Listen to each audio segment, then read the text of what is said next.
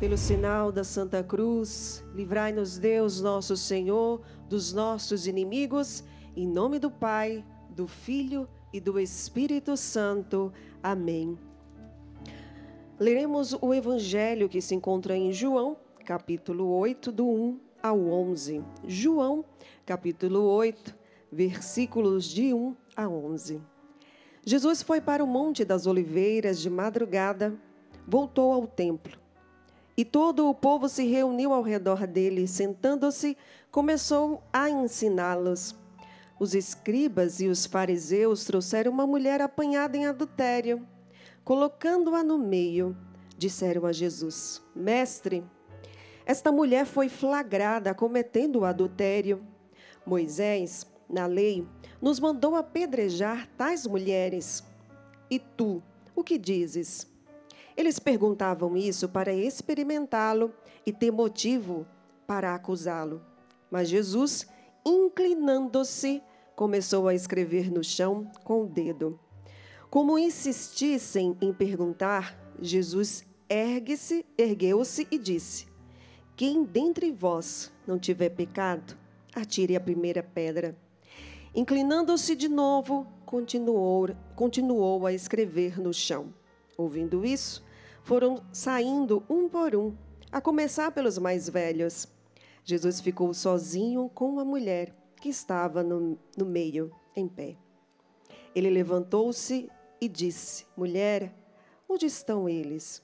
Ninguém te condenou? Ela respondeu: Ninguém, Senhor. Jesus então lhe disse: Eu também não te condeno.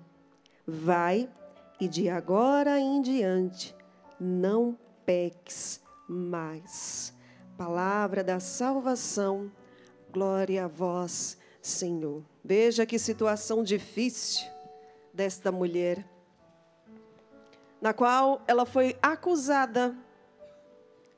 E existem dois tipos de acusação: a acusação que salva e a acusação que leva à morte. Esses que a acusaram, estavam acusando-a, queriam a morte dela. Ela, porém, acusava-se também, mas clamava a misericórdia. Jesus viu o seu coração.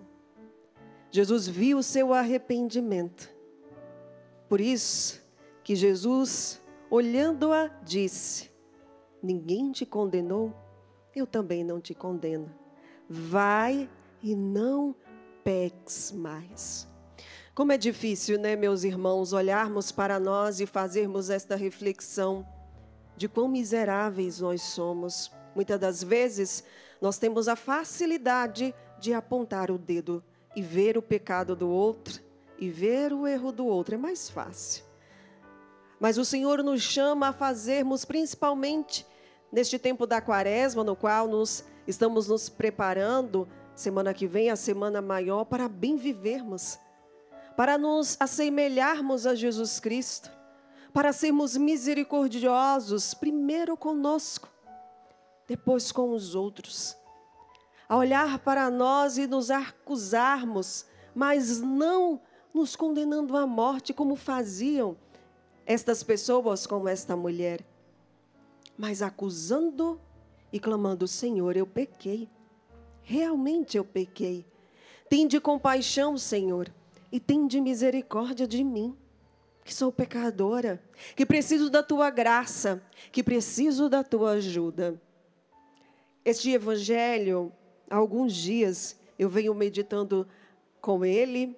Ontem, graças a Deus, Padre, tive a graça de fazer a confissão. Precisava, né? A gente peca, missionário peca, gente, ou se peca. E precisamos constantemente fazer como esta mulher, nos colocarmos aos pés e clamarmos a misericórdia de nosso Senhor Jesus Cristo. Mas há algum tempo eu tenho pedido a graça a Deus, porque mesmo confessando-me, mesmo reconhecendo-me pecadora, mesmo entendendo, né, com a minha razão que sou pecadora, dentro de mim existia ainda, e eu queria ser perfeita.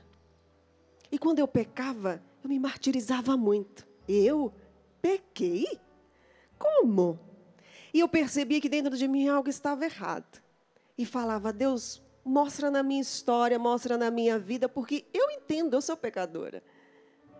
Mas há dentro de mim um desejo de perfeição muito grande.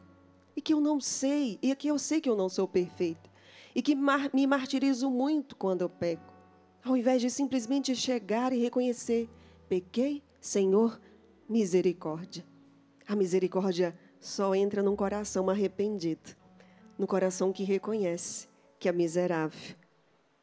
E aí eu fui rezando e alcancei a graça semana passada. Assistindo um filme no qual tinha uma cena entre o pai e o filho, e o pai estava vendo um vídeo do filho de um erro muito grave que o filho fez. E quando o pai viu aquele erro do filho, o semblante do pai mudou, entristeceu-se, porque ele não estava acreditando que o filho tinha feito aquilo. E, padre, na mesma hora eu lembrei do meu pai. Todas as vezes que eu saía de casa, desde pequenininha, meu pai falava, não dê desgosto ao seu pai. Não dê desgosto ao seu pai. E era justo, meu pai queria realmente que eu não fizesse nada errado. E essa frase me livrou de muitas coisas erradas. Quando eu precisava fazer algo errado, eu lembrava do meu pai. Não posso dar desgosto. Só que a criança Rosinal vai entender o quê? Tem que ser perfeita. Tem que ser perfeita, eu não posso errar. E ali eu lembrei. Eu disse, foi daí que eu entendi que eu precisava ser perfeita. Eu tinha que ser perfeita. E na mesma hora, padre, eu já fui rezando e eu senti eu abraçando a mim mesma e falando, Rosinalva, você pode errar. Você pode pecar. Não um pode de permissão, mas um pode de condição humana. Não tem como eu fugir, ainda não sou santa. Não tem como eu fugir desta condição. E eu abraçava a minha miséria. E foi libertador, porque de mim eu tirei uma pedra enorme. Abraçando a minha condição, abraçando a minha miséria. Eu erro, eu peco e eu dou desgosto ao meu pai. E meu pai já é falecido, mas eu aproveitava e conversava também. Falava, pai, eu posso dar desgosto, Senhor. E rezava a Deus Pai também e falava, Deus Pai, eu posso dar desgosto. E eu dou muito desgosto. E essa é a minha condição. E ali eu experimentei comigo mesma a misericórdia de nosso Senhor Jesus Cristo. Talvez você tenha que experimentar e fazer a experiência da misericórdia com você, aceitando a sua condição. Que desta hora, pelo poder da palavra de Deus, você receba esta grande libertação de reconhecer que você peca, você erra. E aceitar a graça de Deus sobre a sua vida. E eu falei para o padre, nós vamos fazer uma encenação. Ai, Jesus. Aproveitar que ele é meu irmão, assim, a gente entrou junto, tem uma certa intimidade, né, padre? Para que você entenda perfeitamente. Que às vezes, quando a gente ilustra, cai mais no nosso entendimento. Olha a posição que essa mulher estava. O padre, pode ficar aqui, padre. Persona Christi. E esta mulher estava aos pés. Jogada, sendo acusada pelos outros para levá-la à morte. E ela acusando-se. Pequei, adulterei, mas misericórdia. Misericórdia. E a misericórdia, ela desce. Inclina-se. O padre me ajudou aqui. Inclina-se. Olha nos olhos. Pega na mão. E levanta. E devolve a dignidade. A dignidade. Você não é a sua miséria. Você não é o seu pecado. Mas a partir do momento que você reconhecer, a misericórdia te abraça, meu irmão. A misericórdia te abraça. É o tempo propício. É o tempo da graça. Deus, Ele não nos acusa. Ele só quer que reconheçamos, para que façamos a experiência com o amor, né, Padre? E é bonito, porque Santo Agostinho, quando vai comentar esse trecho, ele diz que este encontro a sós, todos saíram. E o encontro a sós é o encontro da misericórdia com a miséria. O que mais me constrange, Rosinalva, como padre, o que mais me constrange como padre é constatar que, independente daquilo que você fez, nada alterou o que Deus sente por você. O amor de Deus é tão grande, mas tão grande e é tão perfeito, que Ele não para naquilo que são as nossas limitações, porque a perfeição que nós somos chamados a viver não é do nosso jeito, não é do nosso molde. O encontro da misericórdia com a miséria do homem o faz levantar, e não é isso que nós estamos celebrando nesses dias? O mistério de um Deus que se rebaixa para nos levantar. Que inspiração Flavinho cantou no início. Porque, meu irmão, a nossa vida, ela é uma vida consumida pelos nossos limites. Mas os nossos limites não são capazes de definir quem nós somos. Nem o seu mais miserável pecado é capaz de definir quem você é. Hoje, esta palavra de Deus chega na sua casa para ter a força da ressurreição. O que acontece no confessionário? No confessionário, existem algumas etapas. A primeira etapa é o reconhecimento que errou. Há quanto tempo você não tem a coragem de olhar para dentro? Há quanto tempo você tem olhado para fora e acusado as pessoas e não tem a coragem de olhar para dentro e perceber que nem sempre você acerta? E reconhecer que errou é o primeiro passo para a mudança. Porque ninguém vai mudar se não reconhece. Ninguém vai mudar a partir da acusação dos outros se você não é capaz de reconhecer que precisa de mudança. A segunda etapa é o arrependimento. E o que é o arrependimento? O arrependimento é mais do que depressa. O arrependimento é a oportunidade que você pede a Deus de fazer diferente. Por isso, a partir disso, reconhecendo e arrependido, há o encontro da misericórdia com a nossa miséria. Porque me parece que nosso Senhor tem atração pelos mais pecadores.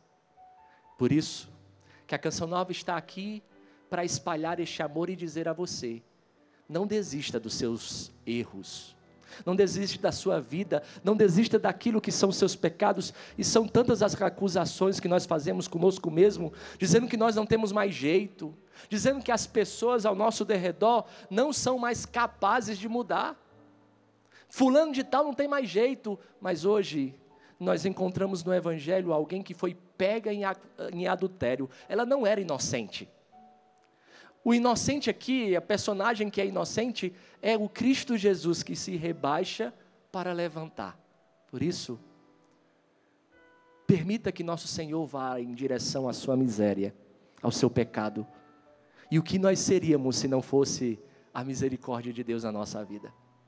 Aonde nós estaríamos? Onde a Rosinalva, onde o Flavinho, o Sapo, estaríamos se não fosse a misericórdia de Deus que apostou em nós quando nós menos merecíamos? Não é isso que São Paulo vai nos dizer? Quando nós éramos ainda inimigos de Deus, Deus enviou o seu próprio Filho para morrer no meu e no seu lugar.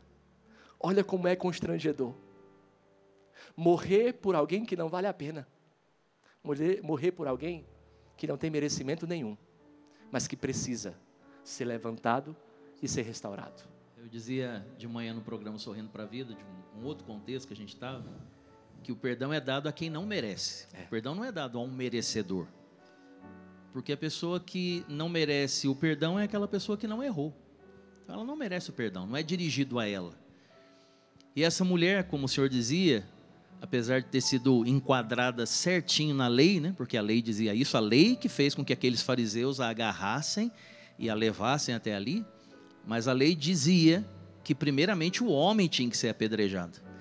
E a palavra em nenhum momento menciona isso. Isso me chama a atenção porque nos mostra como muitas vezes nós somos cruéis com as pessoas. E muitas vezes são cruéis conosco, né? Já não bastasse o enquadramento do erro. Tem aquela máxima antiga, né? Quando você falava para o filho, né? Se você falar a verdade, você não vai ter o castigo, né? Mas infelizmente o mundo não é clemente dessa forma com a gente, ele é inclemente. As pessoas nos fazem mal e ainda fazem questão de fazer mais mal em cima do mal que fez. Isso eles estavam fazendo com aquela mulher. Ou seja, ela estava errada, porque pela lei, como o senhor disse, ela realmente merecia ali o castigo segundo a lei. Ponto. Mas a injustiça com aquela mulher era que aquele homem, porque ninguém comete adultério sozinho, né? Aquele homem nem mencionado foi pelos fariseus, pelos escribas. E aí Jesus, então, ele se reclina sobre uma mulher que duplamente estava sofrendo, padecendo naquele erro, naquele pecado. E o que me chama a atenção também é o fato de Jesus escrever no chão. Muitos exegetas, biblistas dizem, né, que Jesus começou a escrever ali. O Padre Jonas tantas vezes pregou sobre essa passagem, inclusive nesse palco, que Jesus começou a escrever os pecados daqueles homens, né? Mas algo que eu acho lindo também, pelo fato de Jesus escrever no chão, é que se apaga muito facilmente, né? Mesmo o pecado daqueles homens, ele não queria que ficasse pesado sobre eles, mas que eles passassem pelo processo que o Senhor disse. Reconhecer o erro e se arrepender. E diante de Jesus, aquela mulher viveu a experiência da misericórdia, mas aqueles homens também. A misericórdia não foi só para a mulher pecadora, também foi para aqueles homens. Porque quando o Espírito Santo nos inspira e a gente reconhece o nosso pecado, porque também é graça, não é só, eu reconheci agora, eu sou pecador, que maravilha, eu sou maravilhoso. Não, é a ação do Espírito que nos faz reconhecer a nossa fragilidade, a nossa miséria. Quando a gente reconhece, a misericórdia já começa a agir. O único bloqueio para a misericórdia é a nossa vontade, o nosso livre-arbítrio, não é? E naquele momento em que os homens reconhecem, eu acredito piamente no meu coração, que também eles foram profundamente alcançados pela misericórdia de Jesus. A mesma misericórdia que alcançou aquela mulher que estava ali jogada ao chão, também alcançou o coração daqueles homens. Mas depois o que a gente faz com a misericórdia é problema de cada um, não é? Como cada um vai viver a realidade com a misericórdia pós-encontro com o Senhor, aquela mulher se converteu, não é? E passou a ser seguidora de Jesus. Aqueles homens a gente não sabe, muitos deles ali, quem sabe, estavam naquele momento entregando Jesus, maltratando Jesus. A misericórdia, ela vai, vamos dizer, funcionar na vida de cada um a partir da abertura do coração. Mas o que eu sinto hoje é esse mesmo desejo, isso que o Senhor dizia, e eu não tenho a menor dúvida que foi o desejo do coração daquela mulher. Ser alcançado pela misericórdia, porque só a misericórdia, só o amor é capaz de vencer o perdão, só o amor é capaz de dar vida nova naquele coração que estava mergulhado na morte do pecado, né? Então clamemos, meus irmãos, o Espírito Santo de Deus, como o Flavinho falava, é pela graça. É pela graça que nós experimentaremos a misericórdia de nosso Senhor Jesus Cristo. É a graça de Deus que toca no nosso coração, que toca na nossa mente e nos faz abrir-nos a Deus. E nos faz com que o nosso coração seja transformado, seja restaurado. Por isso, mediante esta palavra, peça graça ao Senhor. Vai com as suas palavras pedindo o Espírito Santo de Deus que toque na sua mente. Senhor, tocai na nossa mente, dai-nos o dom do entendimento, Senhor. Entendimento de que realmente nós somos miseráveis, mas que a tua misericórdia é infinita. Que o teu amor é infinito, Senhor. Dai-nos a graça, Senhor Jesus, de fazermos um bom exame de consciência, de não fugirmos, Senhor Jesus, de nós mesmos, porque quando nós não conseguimos fazer um bom exame de consciência, nós estamos fugindo de nós mesmos. Senhor, ilumina as nossas almas, tão escurecidas ou escurecidas pelo pecado, Senhor. Nós queremos a graça que esta mulher, que esses homens, eles alcançaram, Senhor, do reconhecimento, Senhor, do arrependimento dos nossos pecados, para bem nos prepararmos para esta semana maior, para bem nos prepararmos para o encontro contigo, Senhor, que pode ser hoje, que pode ser agora, que pode ser amanhã, não sabemos, mas nós queremos, ó Espírito Santo de Deus, estar com a nossa alma pronta. Nós queremos, Espírito Santo de Deus, estar prontos para este encontro glorioso com Jesus Cristo. Prepara as nossas almas, Espírito Santo de Deus.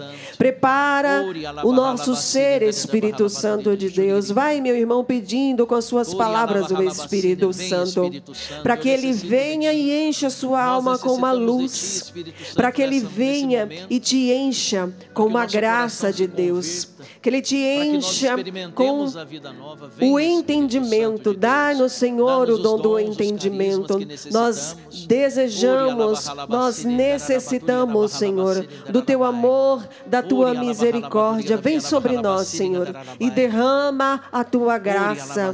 Vai, meu irmão, pedindo, você que se encontra desesperado, mediante a sua vida, tudo aquilo que você fez, que cesse todo o desespero.